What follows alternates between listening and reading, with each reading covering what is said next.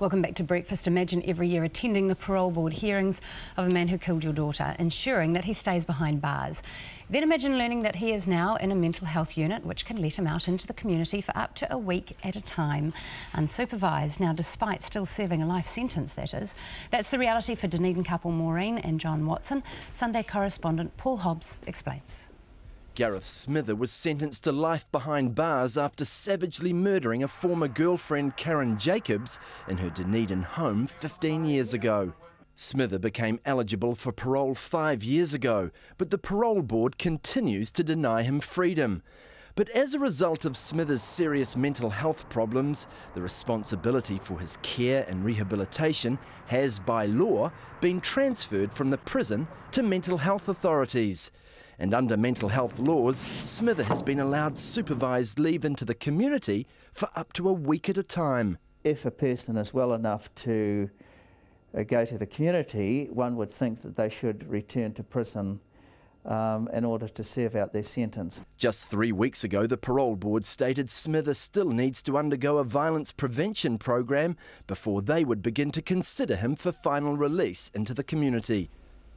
All right, to talk whether this is fair or if the law needs a change is Garth McVicar from Sensible Sentencing Trust. Good morning. Good morning. We know that he's been allowed out on supervised trips to the community. Is it your understanding he's been That's information we have, but our whole concern around this area, it is a secret squirrel area, you know, trying to get information is very, very difficult. Is it your understanding he's been let out unsupervised? That's right. Right. Do you know how many times he's been let out? We've been told 3 times, which is obviously a huge concern from our point of view. But I think realistically what we've got to look at here is the whole area of this mental health system. As we say, basically if they've come in through the justice system, that should be the only way out. I go to with the parole hearings with Maureen and John. I see what that does to them. But they're involved in a tug of war between the mental health system and the justice system here. This guy came in through the mental health system, found guilty, but he's now got his exit plan is through the mental health system. So he came in through the judicial system and his exit is through the mental health system. So you're saying the parole board is doing a good job here?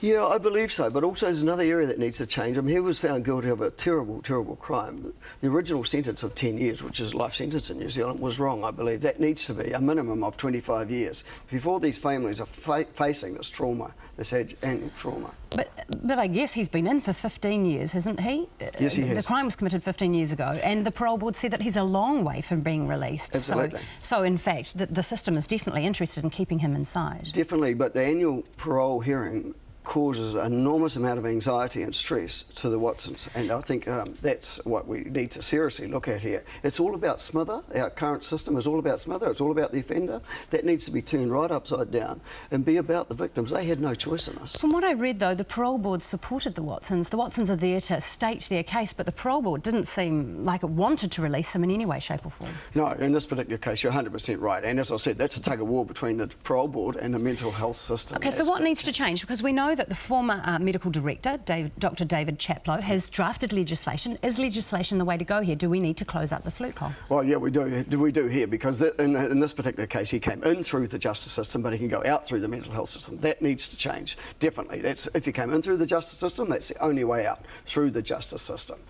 But if the justice system isn't working, if he cannot be controlled within that system, is it appropriate that he gets transferred to the mental health system? You need to treat that problem, for sure, but that shouldn't be an exit plan for him. He goes back to the justice system when he's deemed well. He should be back before the parole board. Is your priority here keeping him in prison, or is it the safety of the community?